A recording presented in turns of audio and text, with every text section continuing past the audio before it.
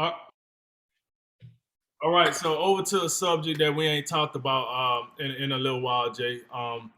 Major League Baseball. Right now, they're currently trying to negotiate, come back to the table. I know we talked about this a little bit before the show, and the more I read into it, it seems like the league, they said, hey, we got to come into agreement, by the 28th, which is Monday. And the players like, yeah, okay. Um, but one of the most important things that I read that I seen was, so it seems that the MLB is saying, hey, if we don't come to this agreement on the 28th and we start missing games, you won't get paid. The players are not getting paid. The players are saying, listen, that's a new term. So if that's the case, you're violating the CBA, the current CBA. So with that said, Jay, my question is, are we or are we not going to get an MLB season this season? That's what I'm wondering.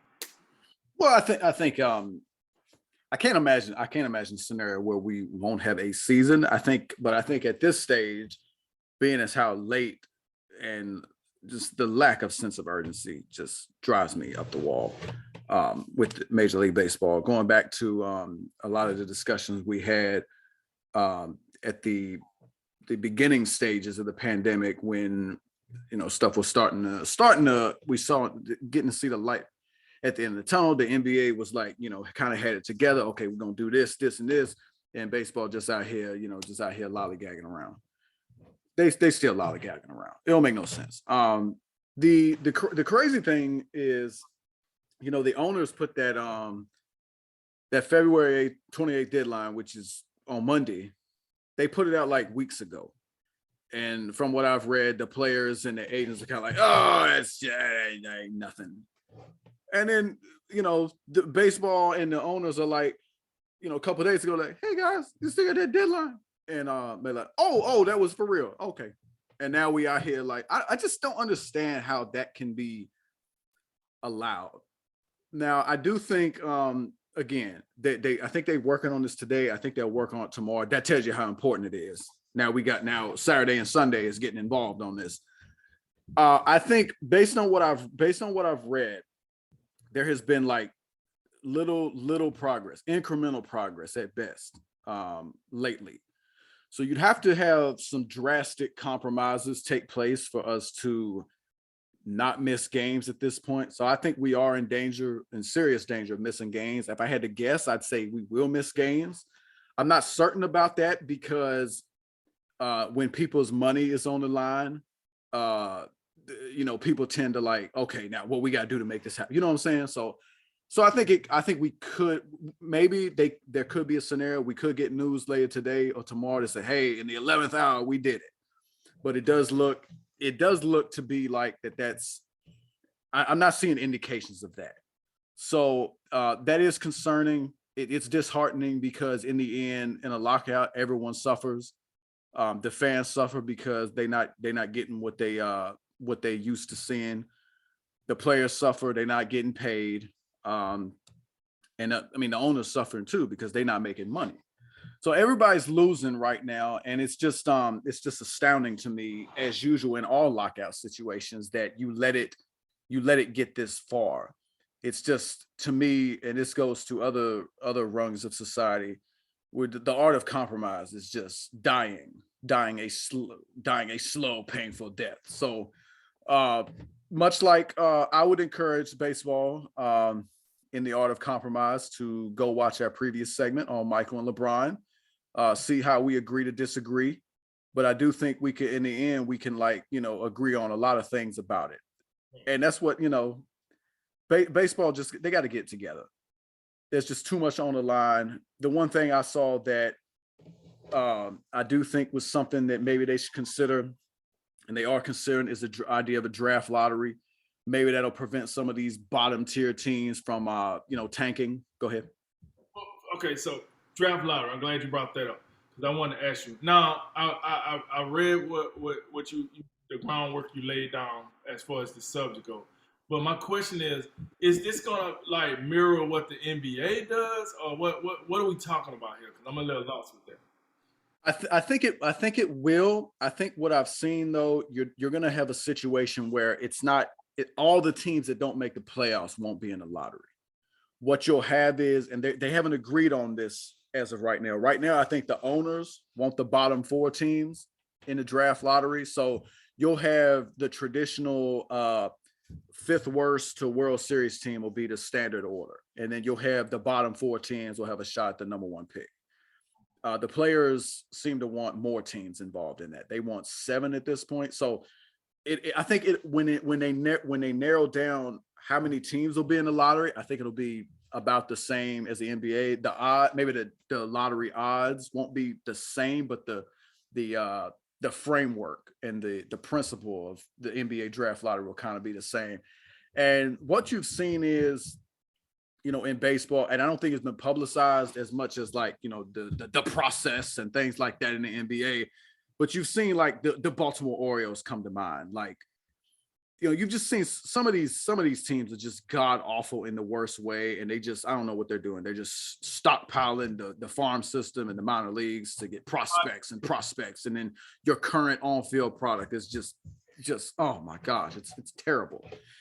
So maybe that's what baseball is trying to avoid. I'm not certain that that's like hurting the sport, but if the goal of it and the purpose is to keep more teams competitive longer throughout the season, because you do have that point where you get to a trade deadline and you have the sellers and buyers, and you kind of know what teams are in or out. I don't know. Maybe another thing is and I don't think there's any discussion on that, but to help with that, maybe you slide the trade deadline a little further to the right to, give teams more of an opportunity to figure that type of thing out. But anyway, that's neither here nor there. I do think the thing about Rob Manfred wanting the faster timetable to implement rule changes, the players don't seem to take a great liking to that. I'm not sure I do either. Drink, once again, a parallel to the rest of society. Anytime the answer is, hey, give me more power, I'll make this better, I'm always skeptical of that. With 2 weeks to flatten the curve, 2 years later, you still got people in their cars driving around with masks on by themselves. So yeah, I don't know if I want to give the commissioner more power and he out here mucking the game up even more. So in the end, Drake, bottom line, I'm pessimistic on the idea that we won't miss games, but I do think I can't imagine that we won't have a season. If I had to guess, my estimation is we might miss 2 weeks of regular season action. That's what I'd say right now. Okay, good. You read my mind, because I was just about to say. So, in your estimate, how many games will we miss? I do got a question for you. I got another question, because you when it comes to baseball, I have no problem saying you the guy for me. When I need to know something about baseball, right? Do you think, between, like you said, the issues we was getting into with COVID and MLB and the Player Association couldn't agree. Now we got a possible lockout situation, well, a possible season canceling situation here. Is this starting to create a black eye for the sport of baseball? For the true fans, the believe. I ain't talking about the casual fan like me, but like the true believers like yourself. Is this starting to build some type of disdain for the sport a little bit? Because it's like, hey man, why all the other major brands are figuring stuff out and we just out here, like you said, just flopping around last minute, no proper preparation. We just doing whatever the rip we want to do. Is this starting to build some disdain for that fan base? Man, I think that's something that we covered somewhat during the pandemic when they was trying to get their act together with the shortened season. Right. Baseball kind of, we know the storylines where the age demographics, they're having, baseball's having trouble connecting with the younger generation and all that. It's a slower paced game, so it's difficult, and with the attention span just of today's youth, I think it's getting it's minimizing a little bit. So that's a problem baseball's having. And then when you have all these other issues, when you're talking about, oh, now we having a question about whether we even gonna play games or we gonna miss games or whatever. I think it does, and I think that brought that's a point I brought up. Probably it was a year and a half ago. Look, baseball got had an opportunity before the NBA got the bubble going to have the stage by themselves, because people at that point, Drake, you remember it. We out here trying to put together content, and we out here milking the draft for 2 months, the NFL draft. I enjoyed that, by the way, beating up on Brian Gutekunst and the Green Bay Packers. I enjoyed it. But but you got to think, people just like us, and I think at that instance where it just ain't nothing going on, Drink, you could have brought in some new fans, and maybe done some things, tinker with some things to drive some interest. I think in that instance, Adam Silver might have been a good guy to have been running the program, because you know how well he tinkers with the NBA. We've seen it with things like the All-Star game, and you saw how they were able to put together a plan and execute in the bubble. And people was like, man, I don't even know this is gonna work. This might turn out to be the worst thing ever. They're gonna have a super spreader and all the rest. They made it happen. It wasn't the easiest thing in the world. People had to make sacrifices. Like they had to do things that they weren't comfortable with doing. And you still had guys that was trying to sneak ladies in their room, or all this crazy stuff. That's the sacrifice you had to make. Like keep the hey guys, we need you to sacrifice. Keep the ladies of the night, off at the premises. They couldn't even do that. So but yeah, man, I do think like baseball's not helping itself. That's what I'll say. They're not helping themselves. And when you have the thing about sports, if you're not playing the game, what are we doing? Like the NFL probably could get away with this a little bit, because no matter what the NFL is doing, there will always be something to talk about. But that's the NFL. It's the cash cow. It's like the best thing smoking. The NBA would struggle, with a situation baseball's dealing with, and baseball's not even the NBA. So it's a problem. It mirrors what we talked about during the pandemic. Baseball don't have time for this, because they struggling as it is. I would say this: the number one winner, if baseball drag this out and this lockout happens and we start missing time, you know who wins from this? Who's that? The USFL. That's who wins from this. Yeah. Granted, because I know people ain't paying any attention now, but when they play game number 1 and people are like, the hell, it's football in April? Hold up. What we got going on here? Yeah. That's who's going to win from this. Baseball needs to figure this out. They do not want to drag their feet on this. You're going to start losing them casual fans to spring football. I don't know how the product going to look now. Don't hold me for the product. But it's still football. And as you say, football is cash cow. So you're telling me right now, people are, your numbers are already down in the sport of baseball, and now you give me a layup, and now I get to roll in my little new product here and get some fans that would usually be looking at something else during this time. There's just something to think about. But overall, man, like, baseball for the masses is looked at as a sport, like you said, slower pace. America pastime, a sport where you can get paid a lot of money because you can play it for a long time. The wear and tear on your body is not as much, unless you're a pitcher. Yeah, they get some wear and tear, but catcher, because somebody got to catch that heat coming down, right?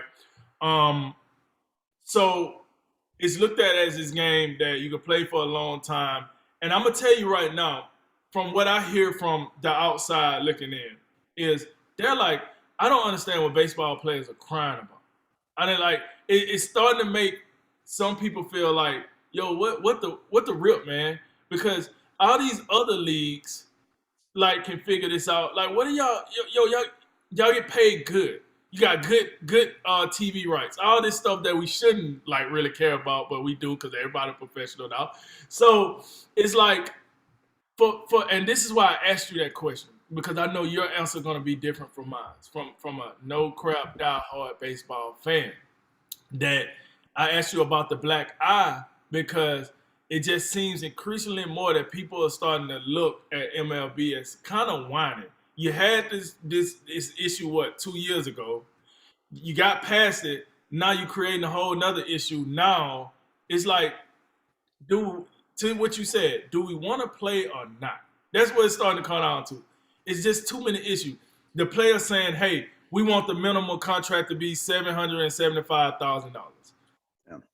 You know, the owner saying, "Nah, we got 460 for you. Yeah, we got $460,000 for you." You know, right? That is 460, right? I think it's the MLB just raised the offer on Wednesday from 6:30 to 6:40. But just to take that a step further to I think drive home what you're getting at.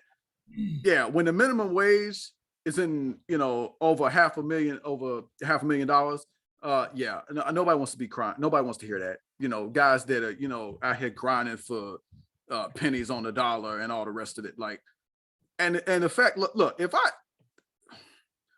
look, you see some strange things on Twitter. When I see baseball players, and I think I'm gonna leave his name out of it, but I'm pretty sure he makes pretty decent money. I don't want to hear about inflation from millionaires.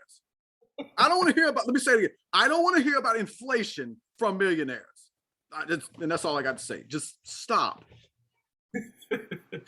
So it gives everybody else a feeling of like entitlement, of like, come on, man, like, come on, man, just go ahead and do what y'all got to do. Now, I'm not mad at the players if they're trying to, the Players Association, not necessarily the players, but the Players Association.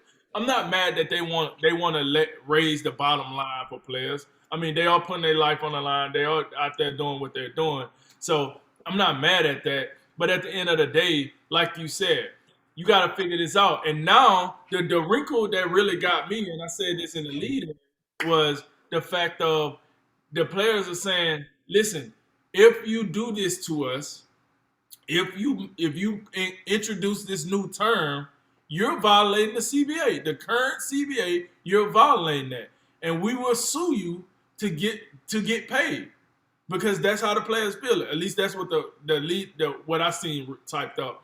That's what it's saying, because the current CBA is saying, listen, you cannot not pay me over like a dispute from what I'm seeing. So if you don't pay me, you're introducing a new term on your own that we didn't renegotiate. So now the players are like, we're going to sue you. You're going to pay us for these games. Like, that's just what it is. But I understand what the owner's saying. Like, listen, you don't work, you don't get paid. That's what it is.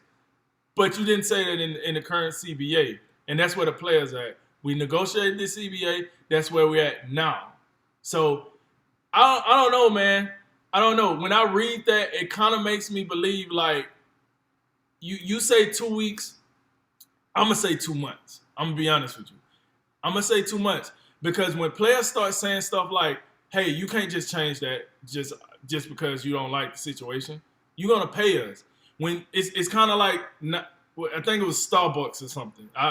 Starbucks got out here and started talking about, hey, if you don't, get vaccinated, all right, you're gonna get fired or whatever, or your hours gonna get cut. And then like a whole union started for Starbucks right off that, like Washington going crazy, because I guess that's where the headquarters at, right? And not they got they protest and want like we talk about, everybody protests everything, and next thing you know, Starbucks like, hey, yeah, we can't just have everybody just quitting on us. Like we're a pretty big deal out here, so we need to figure this out. How we want to do this? Well, baseball is a way larger scale than that. It's a way larger scale. So it almost sounds like to me the players are saying, listen, we willing to take you to court about this. We willing to go to court, and if that happens, then where will baseball be, in my opinion? Like, if they're in court and the Players Association and no crap suing like the MLB, like we think Brian Flores suing the NFL is a big deal. What does that look like? So that's why I got a little cause for concern for that. When I read it the way I read it, like, hey, you're trying to introduce this new term, and we didn't talk about this. And the owner's like, listen, you don't work, you don't get paid. What is it to talk about? Like, you're not working. I'm not paying you.